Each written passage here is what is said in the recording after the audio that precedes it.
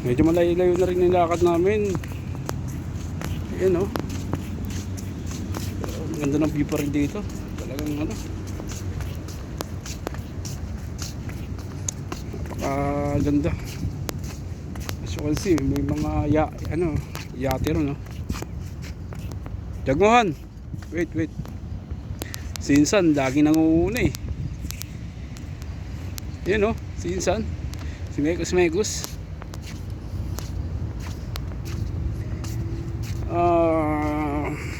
Dalawa lang maipapayo ko pag gusto nyo talaga magtrabaho sa labas ng bansa. Kailangan malakas yung fighting spirit ninyo, yung gusto nyong makuha, yung paniniwala nyo, ganun. Parang maraming beses kayo susubukan ng na pagkabigo, pero huwag kayong titigil. Kumbaga, fighting spirit nyo, tuloy-tuloy lang. Kasi marami namang paraan talaga. Kung gugustuhin talaga, may paraan. Ako, marami na akong mga pinagdaanan na dumating sa point na parang ayoko na, pero hindi ako tumigil eh. Ewan ko ba, basta makulit lang talaga ako. Hanggat di ko yung nakukuha talaga yung target ko talaga, yung gusto ko, yun talaga yung yung pinipilit kong i-achieve. May mga oras na talagang minsan wag na lang, hindi ko na itutuloy ito, pero hindi, merong bumubulong pa rin sa akin. Tsaka yun, yung pangalawa, kailangan may pananalig ka sa Panginoon. Kasi nga, kung wala kang pananalig sa Panginoon sa taas, parang manghihina rin yung fighting spirit mo. Kaya yung paniniwala mo na gusto mong kuhanin, pero wala ka namang paniniwala sa Panginoon, kaya kailangan lagi ka may pananalig ka sa Panginoon. Dapat hindi mo naman kailangan dapat yung seryosohin yung mga bagay-bagay na mga problema. Pag nandirito ka na, tapos tsaka mag-isa ka pa, kailangan lagi mo tandaan na ito nga si Pinsan, no? Tingnan mo, problema itong pinsan ko, si Megus.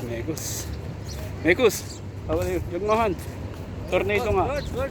Tell them to our views, tornado. Yeah, you shout tornado. Yeah. Megus. Aywa. Tornado, Megus. Problema. Happy together only. Walang problema. Sa loob ng 8 taon na nandito ako. Actually, dati naman 3 months lang naman ako. Pero syempre, umuwi ako. Hindi kagaya ngayon na nag-stay ako ngayon dito sa city. Maraming pagkakataon na talaga na ha? Where? Ha? There's a World Trade Center. The World Trade Center. World Trade Center yung matataas na building. Here watching here. Ha? Where? Yung mga kabayan, no? Yun, nasa likod, oh. Galakad.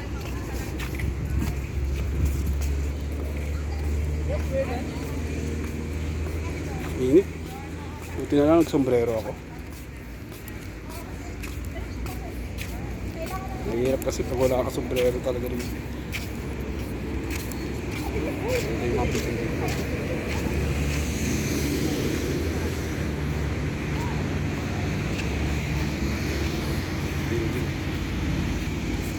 Mahirap talaga pag mga maliligo din sila, oh. Ayan, oh. Isang ko. Ito, nakaupo. Napagod na siguro. Kaya Magto-tornado. Hindi pa raw siya nagtitake ng lunch eh.